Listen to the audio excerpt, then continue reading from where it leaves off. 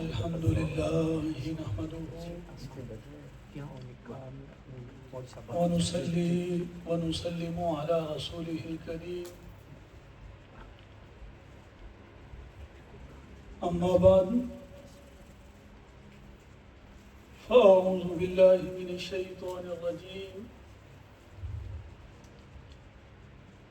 بسم الله الرحمن الرحيم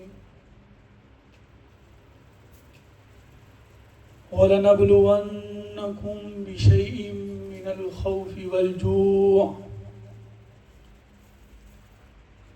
وَنَقْصٍ مِّنَ الْأَمْوَالِ وَالْأَنفُسِ وَالثَّمَرَاتِ وَبَشِّرِ الصَّابِرِينَ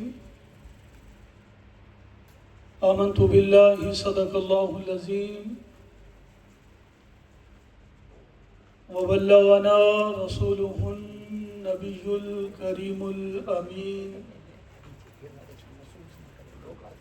إن الله وملائكته يصلون على النبي يا أيها الذين آمنوا صلوا عليه وسلموا تسليما اللهم صل على محمد اللهم صل على سيدنا ومولانا محمد وعلى آل سيدنا ومولانا محمد وبارك وسلم.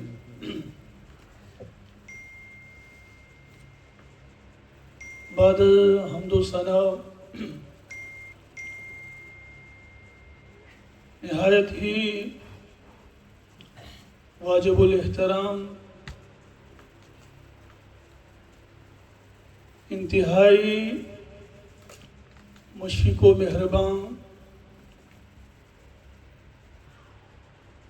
ہماری فیملی کے چشم و چراغ بانی و محتمم ادارہ حاضہ حضرت علامہ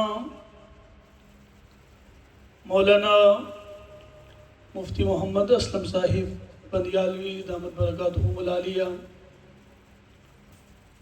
اور معزز سامعین ذی وقار، رب ذوالجلال قرآن مجید فرقان حمید میں ارشاد فرماتا ہے وَلَنَبْلُوَنَّكُمْ بِشَيْءٍ مِّنَ الْخَوْفِ وَالْجُوعِ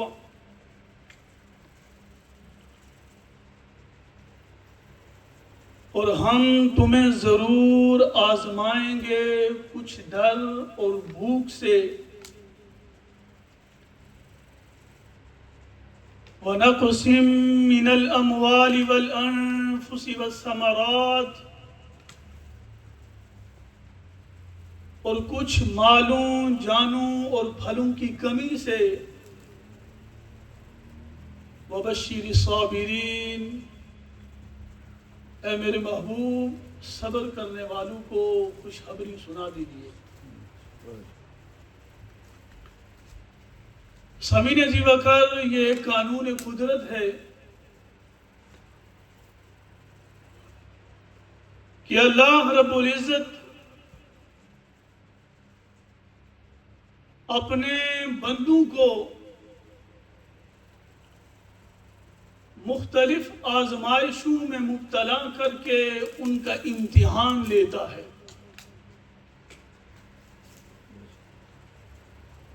اور دیکھتا ہے کہ کون ہے کہ جو میری آزمائش پر صبر کرتا ہے۔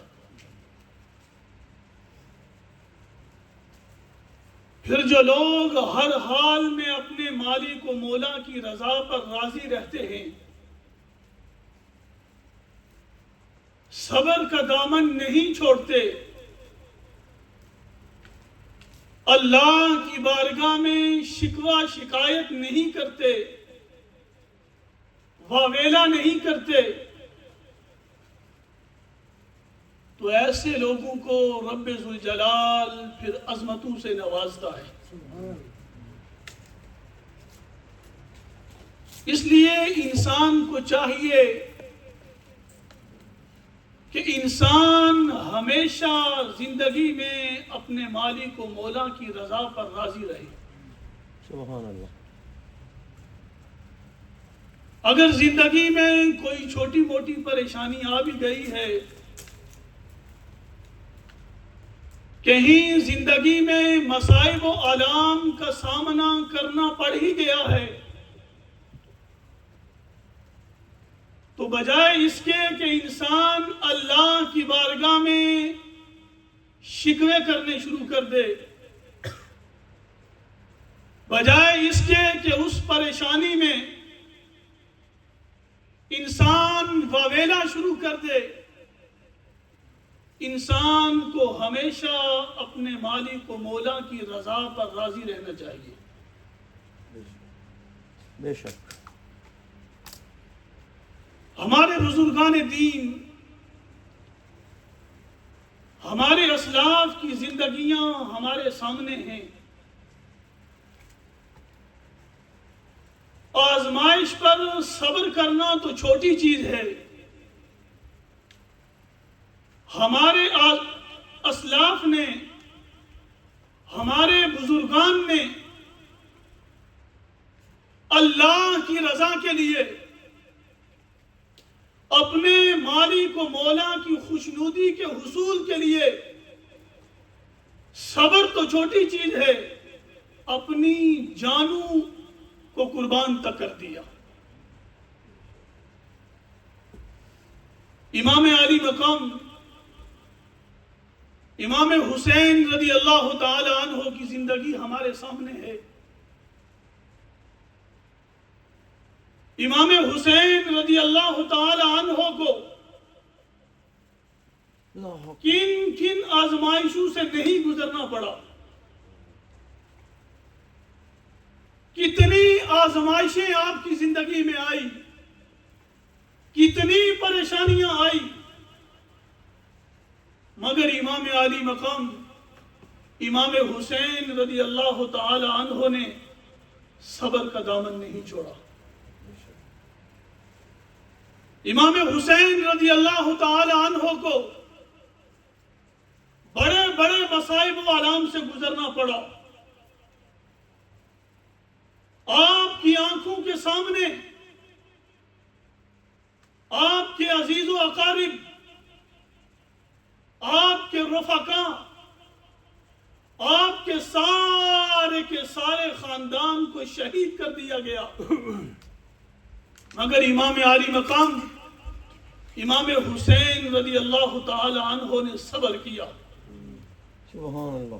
آپ اللہ کی رضا پر راضی رہے، آپ نے اللہ کی رضا کے لیے، اللہ کی خوشنودی کے حصول کے لیے، دین اسلام کی سربلندی اور بقا کے لیے اپنا گھر بار، اپنا وطن، اپنی جان، اپنا مال، اپنی اولاد، بلکہ سارے کا سارا خاندان اللہ کی راہ میں قربان کرنے کے بعد خود بھی نیزے کی نوک پہ سوار ہو گئے اور دنیا والوں کو یہ پیغام دے دیا کہ قتل حسین اصل میں مرگ یزید ہے، اسلام زندہ ہوتا ہے ہر کربلا کے بعد۔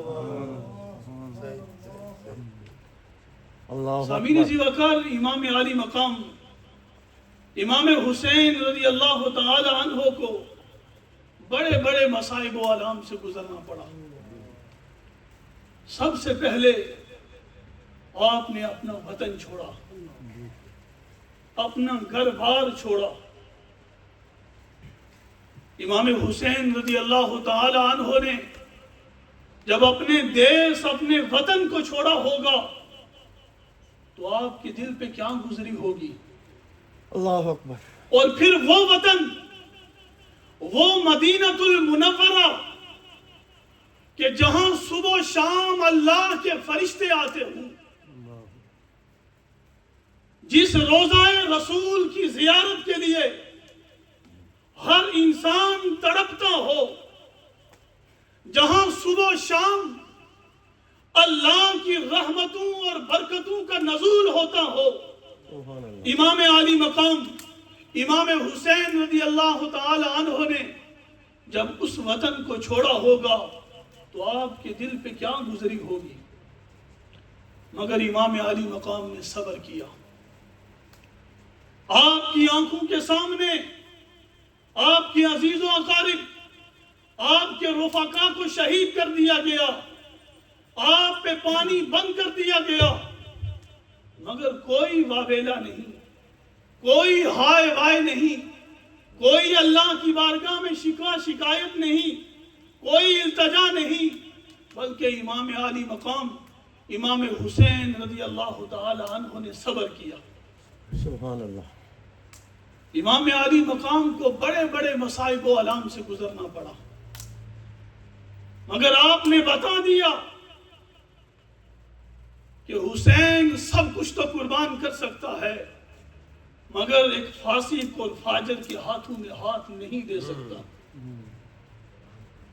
امام علی مقام کی بارگاہ میں جب یزید کا حکم نامہ آیا کہ میری بیعت کی جائے، میری خلافت کو تسلیم کیا جائے، تو امام علی مقام امام حسین رضی اللہ تعالی عنہ نے صاف صاف بتا دیا،